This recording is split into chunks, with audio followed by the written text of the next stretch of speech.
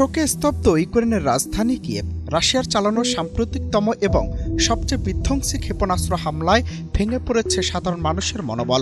এমন পরিস্থিতিতে রাশিয়াকে ৮ আগস্টের মধ্যে শান্তি চুক্তিতে আসার আলটিমেটাম দেন মার্কিন প্রেসিডেন্ট ডোনাল্ড ট্রাম্প। তবে রাশিয়ার সাবেক প্রেসিডেন্ট এবং নিরাপত্তা বিভাগের উপপ্রধানের পাল্টা হুঁশিয়ারি বিশ্বকে আরও উদ্বেগে ফেলে দিয়েছে। তিনি বলেন, ট্রাম্প ভয়ঙ্কর জায়গায় হাত দিয়েছেন, যা সংঘাতকে আরও ভয়াবহ দিকে নিয়ে যেতে পারে। তবে এই উত্তপ্ত বাক্য বিনিময়ের পরপরই ট্রাম্প ঘোষণা দেন রাশিয়ার আশপাশে মোতায়েন করা হয়েছে যুক্তরাষ্ট্রের 2টি পারমাণবিক সাবমেরিন।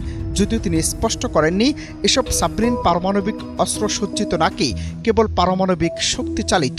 এমনকি ঠিক কোথায় এই সাবমেরিনগুলো মোতায়েন করা হয়েছে তাও তিনি জানাননি। তবে ট্রাম্প দাবি করেন, রাশিয়ার হুমকির প্রেক্ষিতে মার্কিন নাগরিকদের সুরক্ষা নিশ্চিত করতেই তাকে সিদ্ধান্ত নিতে হয়েছে।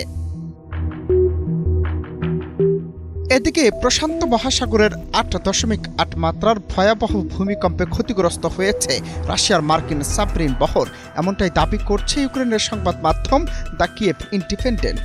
আর এই সময় যুক্তরাষ্ট্রের সাবমেরিন মোতায়েনকে মস্কোর প্রতি সরাসরি চোখ রাঙানি হিসেবে দেখছেন আন্তর্জাতিক বিশ্লেষকরা। যদিও পাল্টা বক্তব্যে রুশ প্রেসিডেন্ট বলছেন, রাশিয়া কূটনীতি ও মানবিক দৃষ্টিভঙ্গিকে গুরুত্ব দিচ্ছে। তার ভাষায় সংঘাত নয় বরং শান্তি তাদের একমাত্র লক্ষ্য।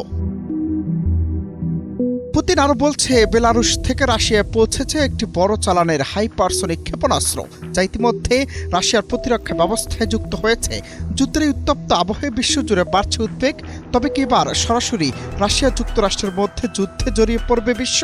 যদিও দুই পক্ষই মুখে শান্তির কথা বলছে, কিন্তু সামরিক প্রস্তুতি আর হুমকির ভাষা যেন ভিন্ন বাস্তবতায় আভাস দিচ্ছে। অনন্ত হাসান মাসুদ, বাংলা টিভি।